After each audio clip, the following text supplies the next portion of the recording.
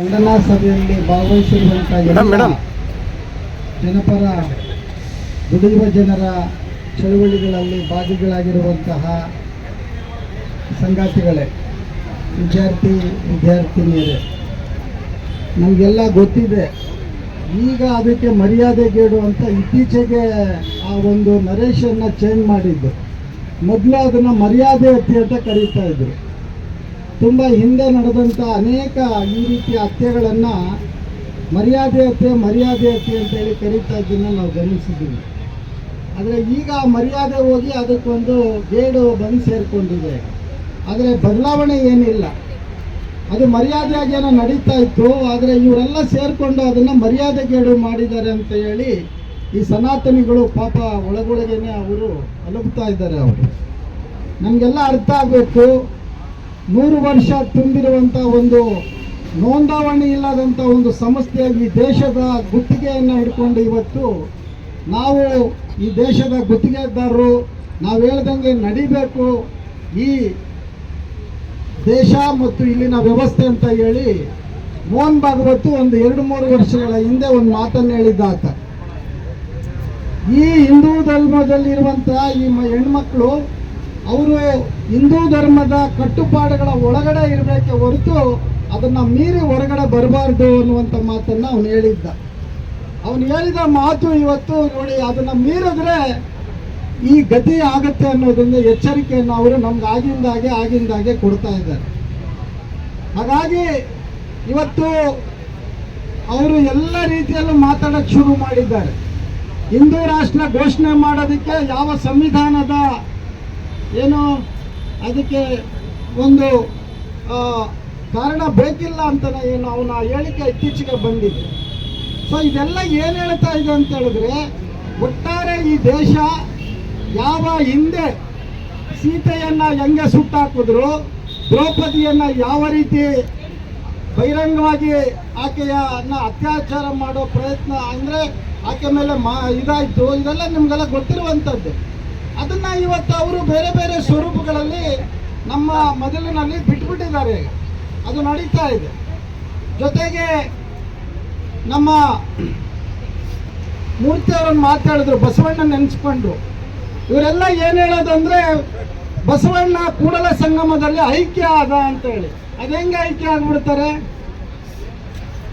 ಐಕ್ಯ ಆದ್ರೆ ಅಂದ್ರೆ ಏನರ್ಥ ಅಂದ್ರೆ ಒಡೆದು ಕೊಂದಾಕಿದ್ದೀವಿ ಬಸವಣ್ಣನ, ಹುಷಾರು, ನಿಮಗೂ ಈ ಗತಿ ಇದೆ. ಬಸವಣ್ಣನ್ನೇ ಬಿಟ್ಟಿಲ್ಲ ನಾವು, ಇನ್ನು ಬಸವಾದಿ ಶರಣರೇ ಬಿಟ್ಟಿಲ್ಲ ನಾವು, ಇನ್ನು ನಿಮ್ಮನ್ನು ಬಿಡ್ತೀವ ಅನ್ನುವಂಥದ್ದನ್ನು ಅವರು ತುಂಬ ಬಹಿರಂಗವಾಗಿ ಹೇಳ್ತಾ ಇದ್ದಾರೆ, ಅದನ್ನು ಮಾಡ್ತಾ ಇದ್ದಾರೆ. ಸೊ ಇದು ನಮ್ಗೆ ಗೊತ್ತಾಗಬೇಕು. ಈಗ ನಮ್ಮ ದೇಶದಲ್ಲಿ ಇರೋ ಒಂದು ಜಗತ್ತಿಗೆ ಸಾಕಷ್ಟು ಜಗದ್ಗುರುಗಳಿದ್ಬಿಟ್ಟವ್ರೆ. ಯಾವ ಜಗತ್ತಿಗೆ ಯಾವ ಜಗದ್ಗುರು ಅನ್ನೋದು ಕೂಡ ನಮಗೆ ಈಗ ಗೊತ್ತಾಗ್ತಾ ಇಲ್ಲ.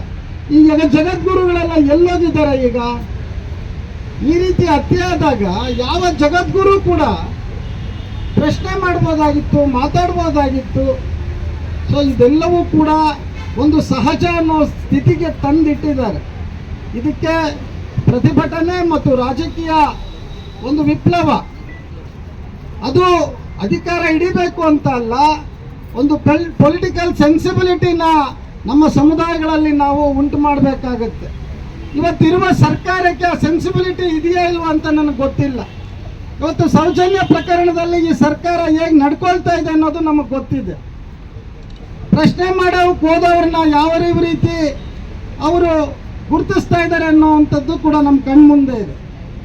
ಅದು ನಮ್ಮ ಕೆಲವು ಮಹಿಳಾ ಸಂಘಟನೆಗಳು ಅವರು ಅದರ ಬಗ್ಗೆ ಯಾವ ತೀರ್ಮಾನ ತಗೊಳ್ತಾರೆ ಅದು ಗೊತ್ತಿಲ್ಲ. ಆದರೆ ಜನ ಚಳವಳಿಗಳು ಇದನ್ನು ತುಂಬ ಸೂಕ್ಷ್ಮವಾಗಿ ಗಮನಿಸ್ತಾ ಇದ್ದೇವೆ ಅನ್ನೋದನ್ನು ಕೂಡ ನಾನು ಈ ಸಂದರ್ಭದಲ್ಲಿ ಹೇಳಕ್ಕೆ ಇಷ್ಟಪಡ್ತೇನೆ. ಈಗಾಗಲೇ ಕಾನೂನು ಕ್ರಮದ ನಡೀತಾ ಇದೆಯೋ ಏನೋ, ಇವತ್ತು ಏನಾಗ್ತಾ ಗೊತ್ತಿದೆ ನಮಗೆ. ಈಗಾಗಲೇ ಒಂದು ಉತ್ತರ ಪ್ರದೇಶದ ರಿಸಲ್ಟ್ ಹೊರಗಡೆ ಬಂದಿದೆ. ಅದೇ ರೀತಿ ಗೋಧ್ರಾದಲ್ಲಿ ಏನಾಯಿತು, ಆ ಅತ್ಯಾಚಾರಿಗಳನ್ನು, ಬಿಲ್ಕಿಸ್ ಬಾನುವನ್ನು ಕೊಂದ ಅತ್ಯಾಚಾರಿಗಳನ್ನು, ಆ ಮಕ್ಕಳನ್ನು ಕೊಂದವರನ್ನು, ಅವ್ರನ್ನ ಈ ಸಮಾಜ ಅವ್ರಿಗೆ ಸನ್ಮಾನ ಮಾಡಿ ಸಿಹಿ ತಿನ್ನಿಸಿ ಹಂಚ್ಕೊಂಡು ತಿಂತಾರೆ ಅಂದರೆ ಇನ್ನು ಈ ಸಮಾಜ ಎಂಥ ಕ್ರೌರ್ಯವನ್ನು ತನ್ನ ಒಡಲಲ್ಲಿ ಇಟ್ಕೊಂಡಿದೆ ಅನ್ನೋದು ಕೂಡ ನಾವು ಅರ್ಥ ಮಾಡ್ಕೊಳ್ಬೇಕು.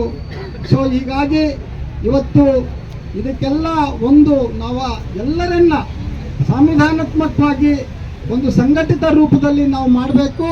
ಈಗಾಗಲೇ ಏನು ತೀರ್ಮಾನ ತಗೊಂಡಿದ್ದಾರೆ ಮರ್ಯಾದೆಗೇಡು ಹತ್ಯೆ ಇದೊಂದು ಕಾನೂನಾಗಿ ಒಂದು ಶಾಸನವಾಗಿ ಇದು ಬರಬೇಕು.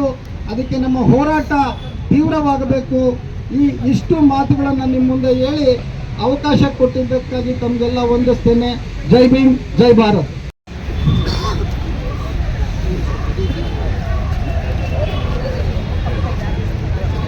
ಪ್ರತಿಭಾ ಮೇಡಮ್.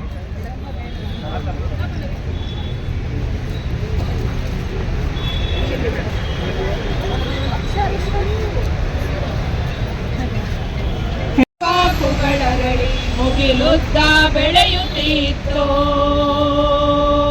ಮುಗಿಲುದ್ದ ಬೆಳೆಯುತ್ತಿತ್ತು. ಕಪ್ಪು ಮೈಯಲ್ಲಿ ಕೆಂಪು ಗಂಗೆ ಯಮುನೆಯು ಹರಿದು ಅವಳ ಬಾಯಿಯ ತುಂಬ ಬೆಂಕಿಯಿತ್ತು. ಊರ ಬೇಲಿಯ ಒಳಗೆ ಕೊಳಕು ಮಂಡಲ ಮಲಗಿ ಅಂಗಾಂಗ ಧರಿಸಿತ್ತು ಬಿಳಿಯ ತೊನ್ನು, ಅಂಗಾಂಗ ಧರಿಸಿದ್ದು ಬಿಳಿಯ ತೊನ್ನು. ಭಾರತ ದೇಶದ ಬೀದಿಯ ತುಂಬ ಬೆಳ್ಳಿ ಬಾಕುಗಳ ಮೆರವಣಿಗೆ,